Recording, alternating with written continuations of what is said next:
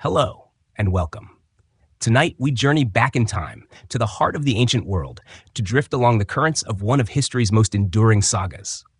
Tonight, we will fall asleep to the entire history of Virgil's Aeneid, a timeless epic poem that has shaped Western thought, literature, and art for over 2 millennia. This is not just a story of gods and heroes, but a narrative that explores the very foundations of what it means to be a founder, a leader, and a person of destiny. We will trace its origins in the smoke-filled ruins of Troy, follow its long and arduous voyage across a wine-dark sea, and finally, witness its powerful and often brutal conclusion on the sun-drenched shores of Italy. Our journey begins in a quiet olive tree-filled villa near Naples, in the late 1st century BC. Here, the great poet Publius Virgilius Maro, known to us simply as Virgil, is at work on his masterpiece. He is a man of learning and deep contemplation, commissioned by the Emperor Augustus Caesar himself to create a national epic for Rome. Augustus seeks to legitimize his new regime, to connect the Roman present to a legendary past, and to do so he needs a story of a founding hero, a Roman Achilles, but one who values duty over personal glory. And so, the story of Aeneas, a Trojan prince, is chosen. Virgil's task is immense. He must weave together existing myths and historical accounts, crafting a narrative that is both epic in scope and profoundly human in its emotional depth. He draws inspiration from the great Homeric epics, the Iliad and the Odyssey, and deliberately creates a character who is a synthesis of their 2 great heroes, the warrior spirit of Achilles and the wandering perseverance of Odysseus. But Aeneas is different. He is defined not by his rage or his cunning, but by a quality the Romans called pietas, a complex virtue encompassing duty to the gods, to his family, and to his country. This sense of duty, this quiet strength, is what will drive Aeneas through every trial and tribulation. As we begin our exploration, imagine yourself drifting into a state of serene calm.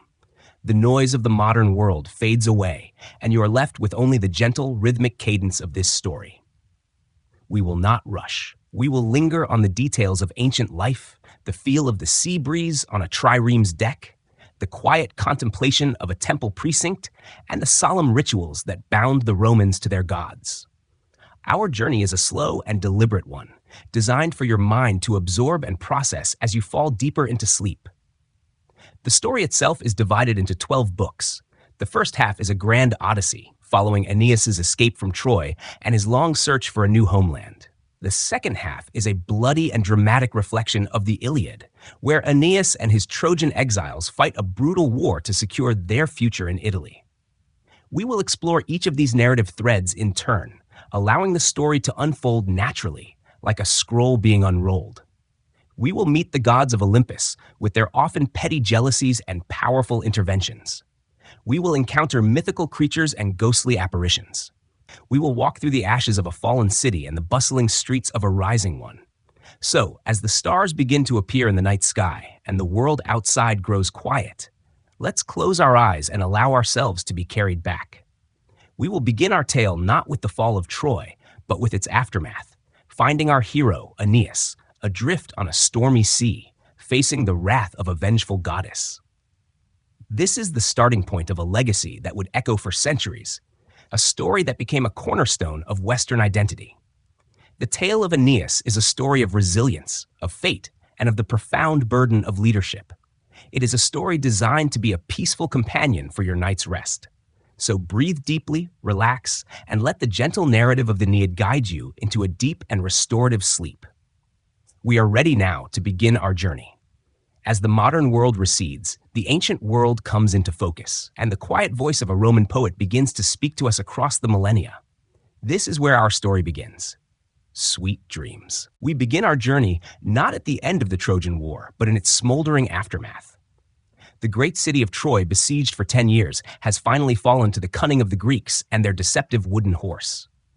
The city is a scene of chaos and destruction, a labyrinth of fire and death. Our hero, Aeneas, a Trojan prince and son of the goddess Venus, is not a figure of glory in this moment, but one of desperate survival. His destiny, a future he does not yet fully comprehend, is forcing him to flee his home, leaving behind the only life he has ever known. This is a moment of profound sorrow and irreversible change.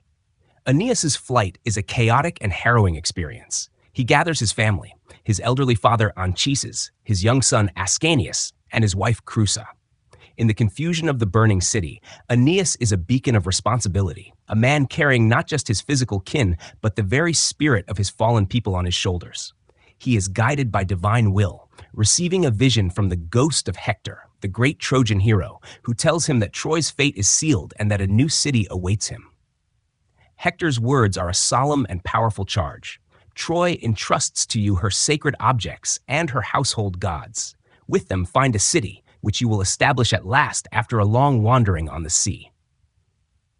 This is the first mention of Aeneas's central task, the founding of Rome, though he does not yet know the name of this future city.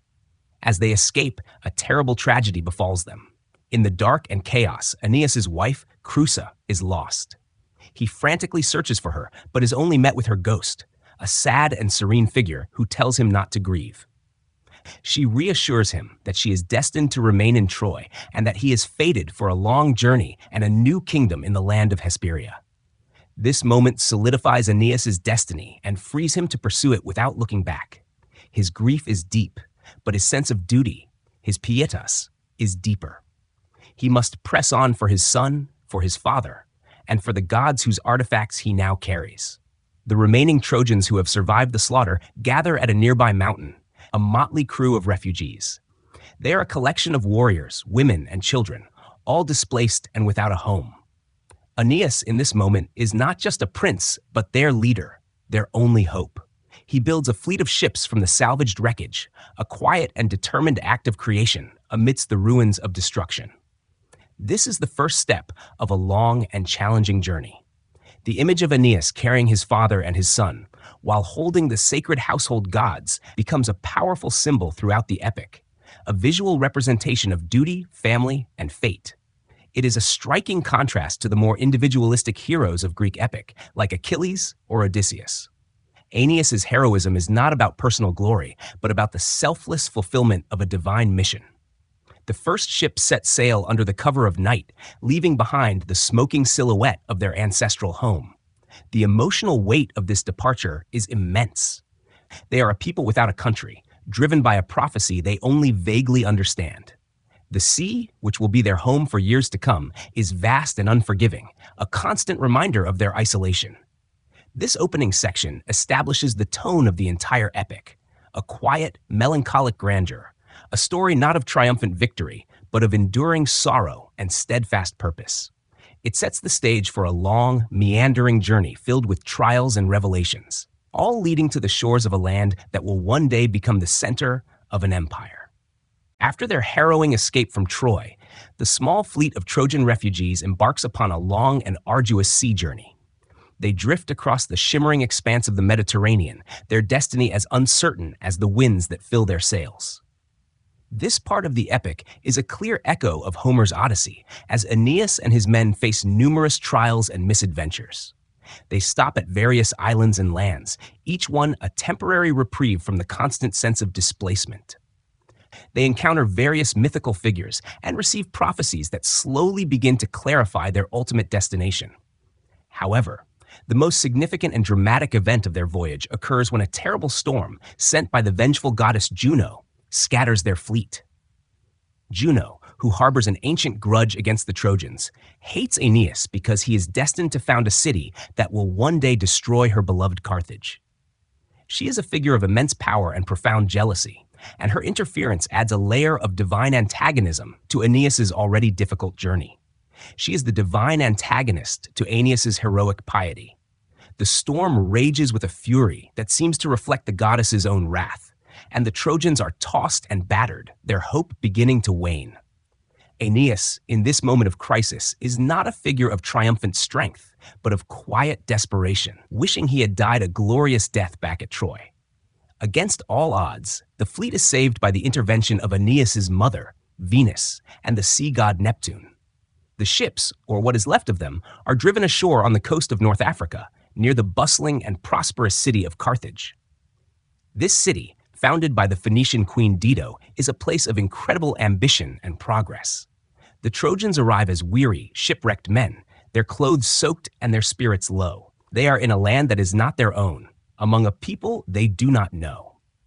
Queen Dido, a figure of great strength and sorrow herself, has fled her homeland after her brother murdered her husband. She is in the process of building a magnificent new city, a place of refuge for her own people. When she encounters Aeneas, a man of similar displaced circumstances, there is an immediate and powerful connection. Dido's empathy for his plight is profound. She offers the Trojans sanctuary, hospitality, and a place to rest and recover.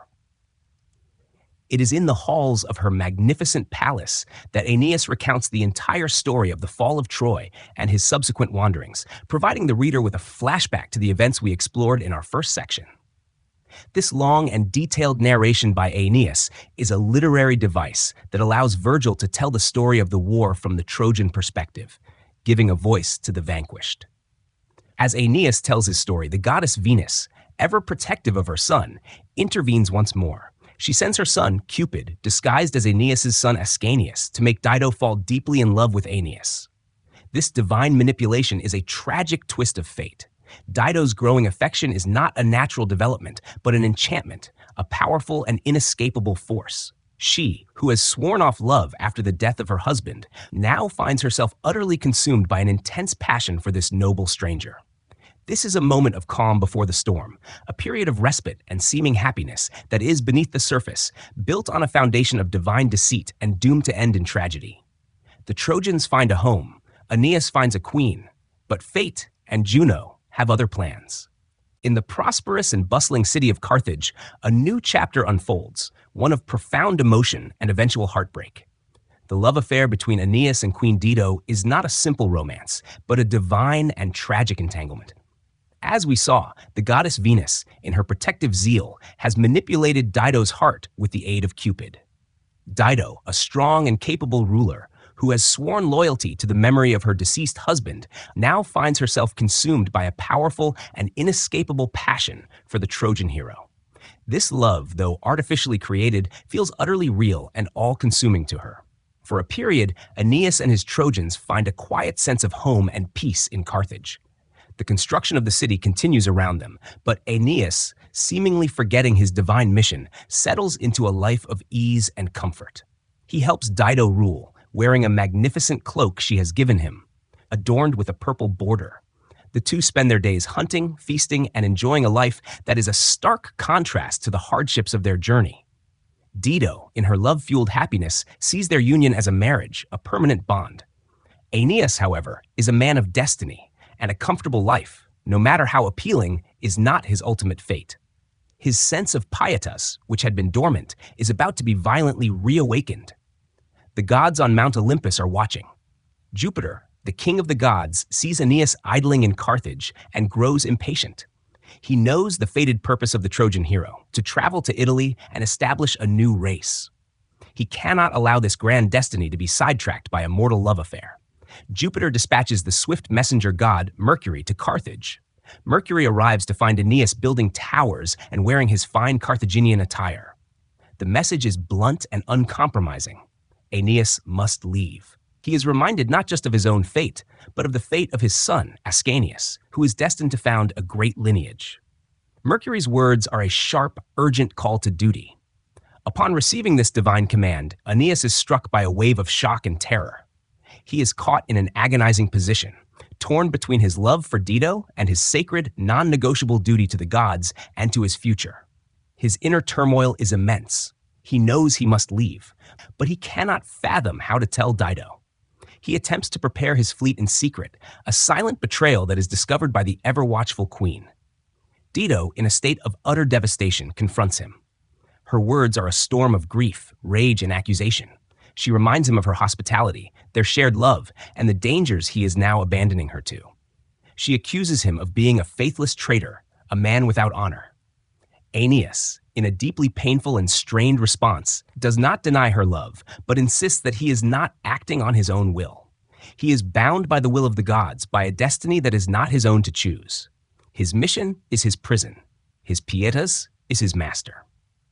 The final scene of their story is one of the most tragic in all of literature.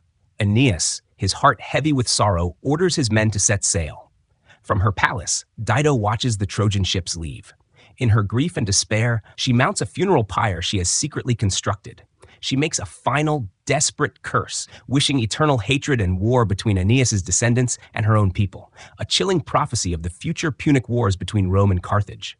As the ships disappear over the horizon, she falls upon Aeneas' sword, which he had left behind, a final, poignant act of despair. The smoke from her pyre rises to the sky, a final, dark signal of her sacrifice. Aeneas sails on, unaware of her suicide, but his sorrow is palpable, and he feels the weight of her curse upon him.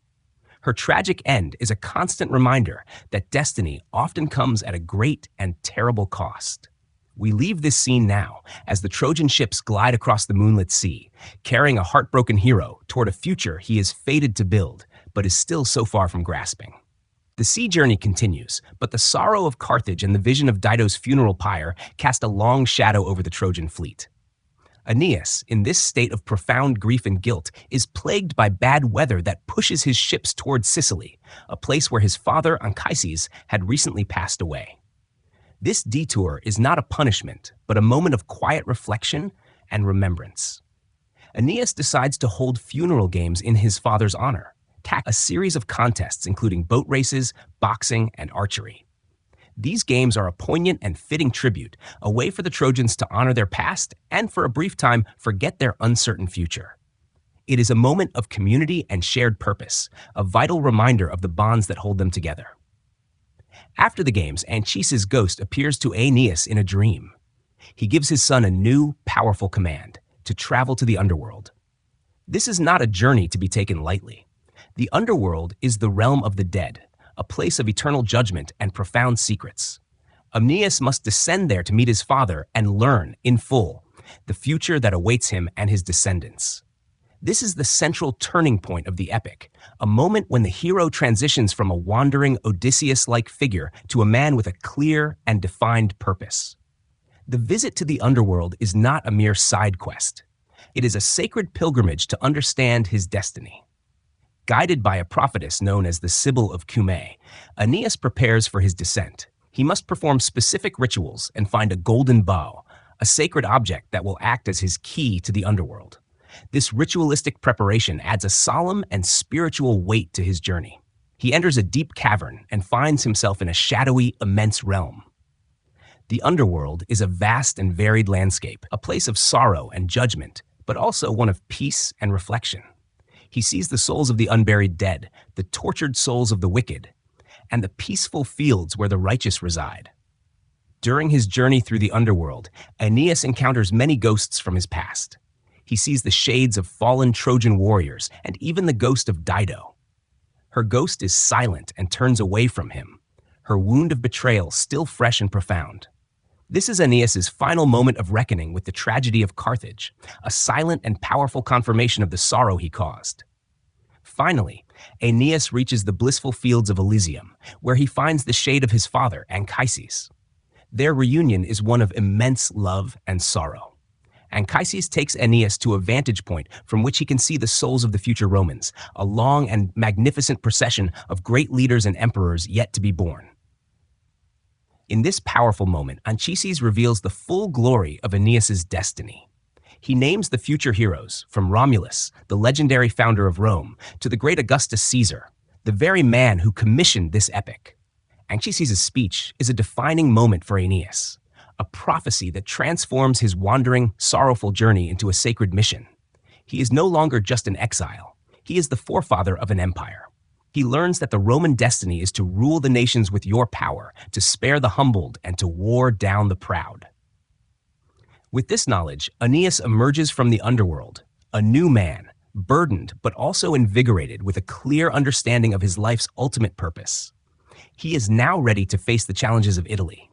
With his purpose now crystal clear, Aeneas and his fleet set sail from Sicily, their hearts and minds focused squarely on Italy. The long-awaited moment of their arrival is filled with both anticipation and trepidation. They land on the shores of Latium, a fertile and sun-drenched land. The landscape is a stark contrast to the burning ruins of Troy and the solemn gloom of the Underworld.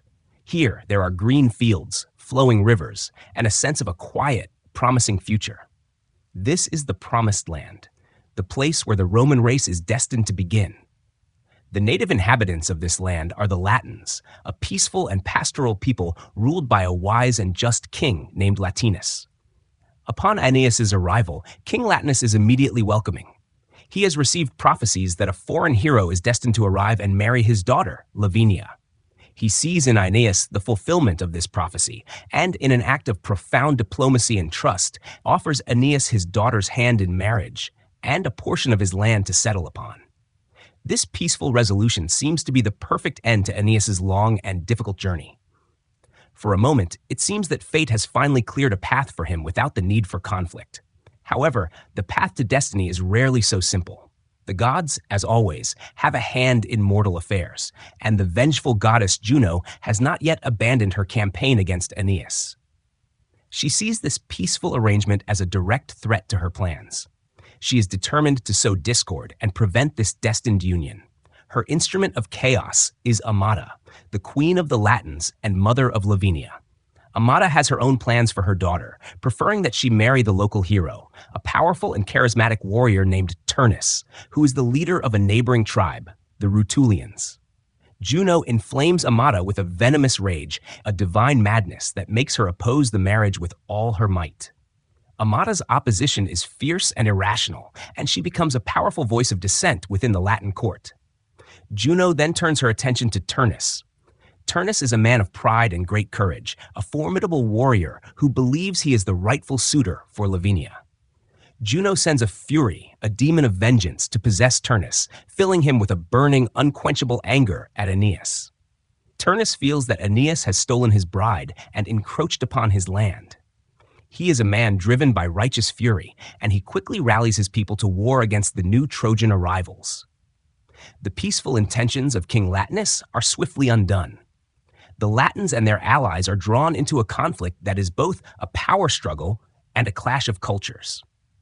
The arrival of Aeneas, which was meant to be a moment of peaceful founding, has instead become the catalyst for a bloody and brutal war.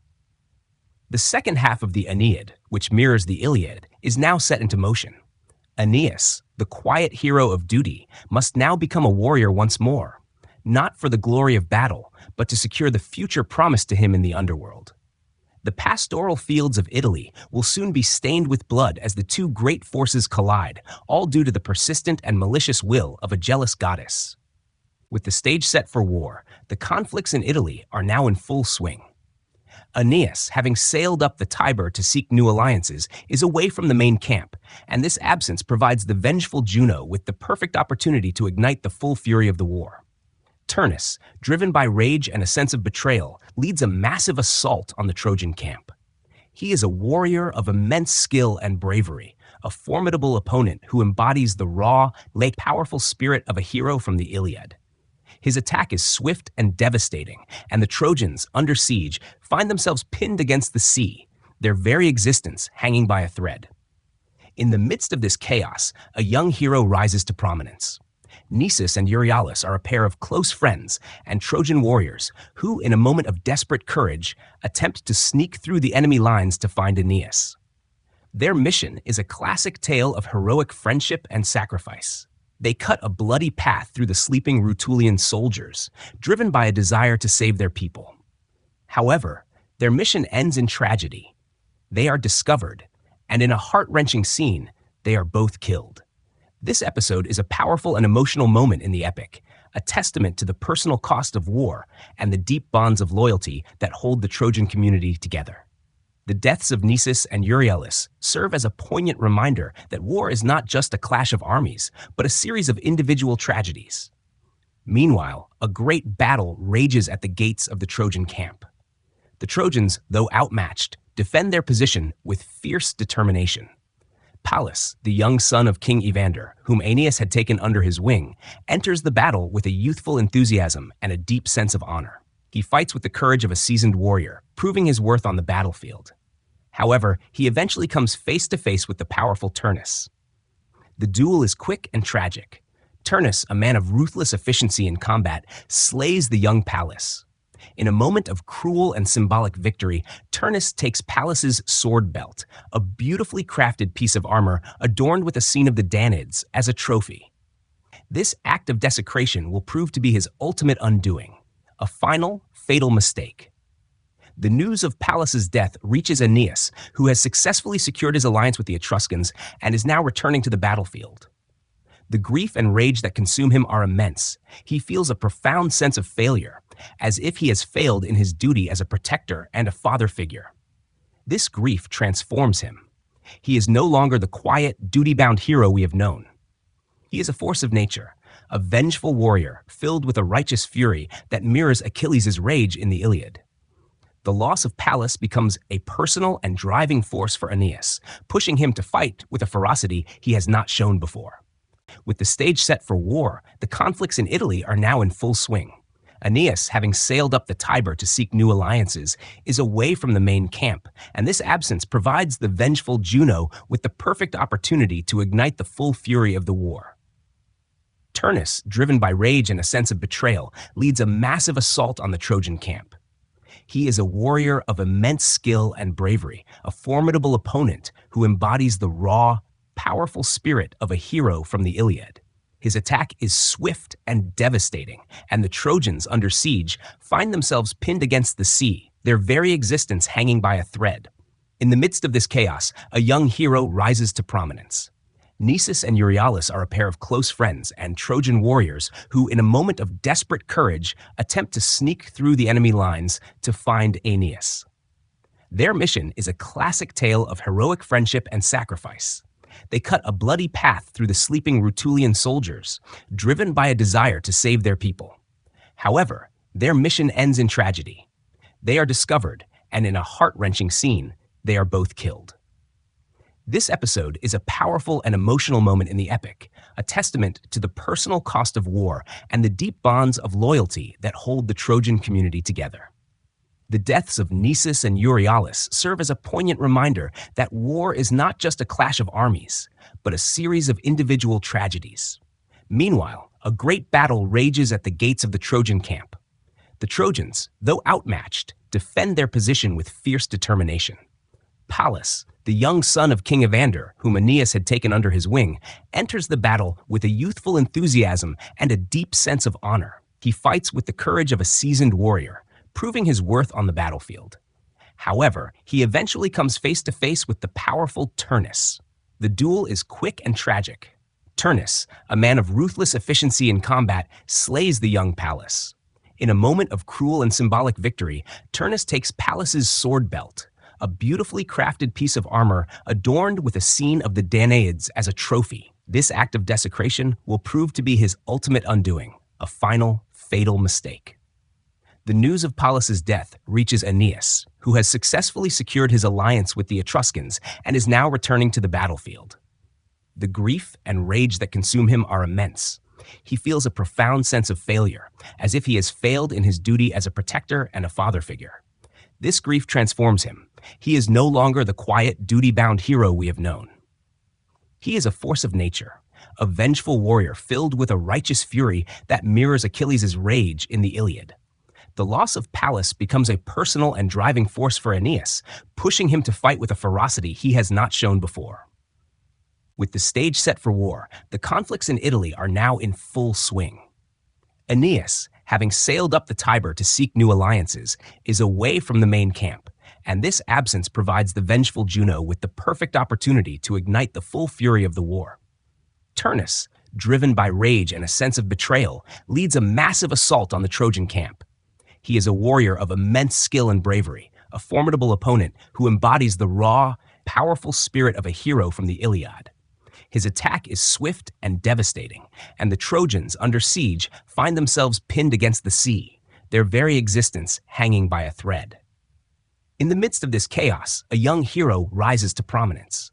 Nisus and Euryalus are a pair of close friends and Trojan warriors who, in a moment of desperate courage, attempt to sneak through the enemy lines to find Aeneas.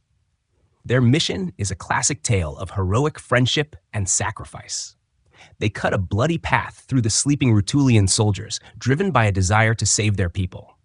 However, their mission ends in tragedy. They are discovered, and in a heart-wrenching scene, they are both killed.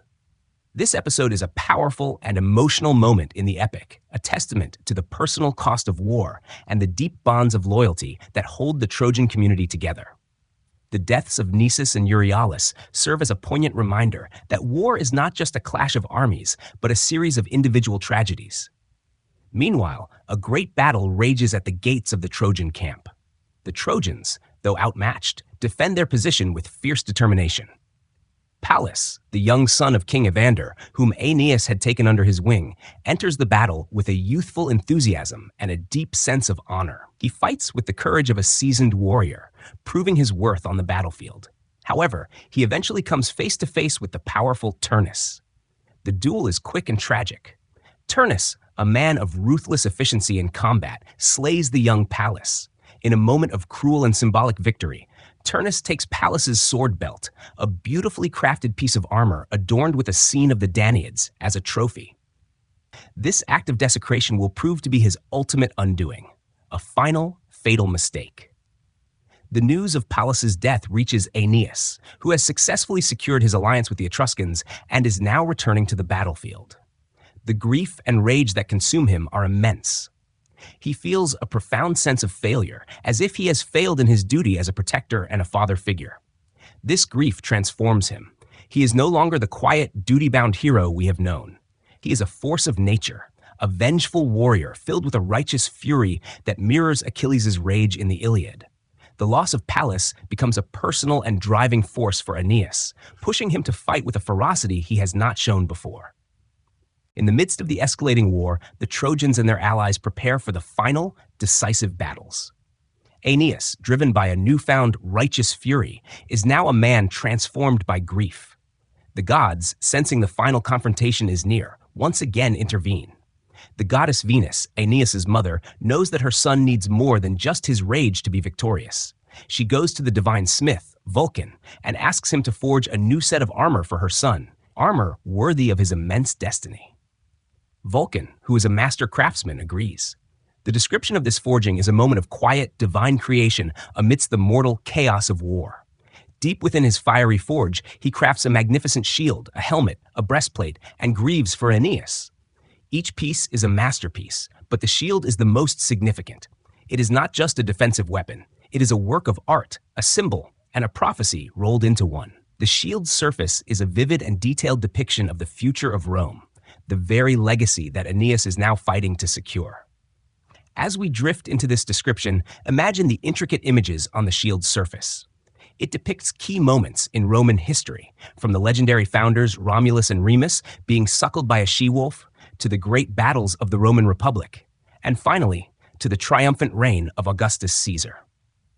We see the Battle of Actium, where Augustus defeats Mark Antony and Cleopatra, and the subsequent procession of Roman citizens celebrating peace and prosperity. The shield is a grand and powerful statement, a visual representation of the promise that Anchises revealed to Aeneas in the Underworld. When Venus presents the armor to Aeneas, he is awestruck. He does not fully understand the images on the shield, but he feels their immense power and significance. He straps on the armor, feeling the weight of the future of Rome upon his shoulders. He is no longer just a man fighting a war. He is now an embodiment of fate itself.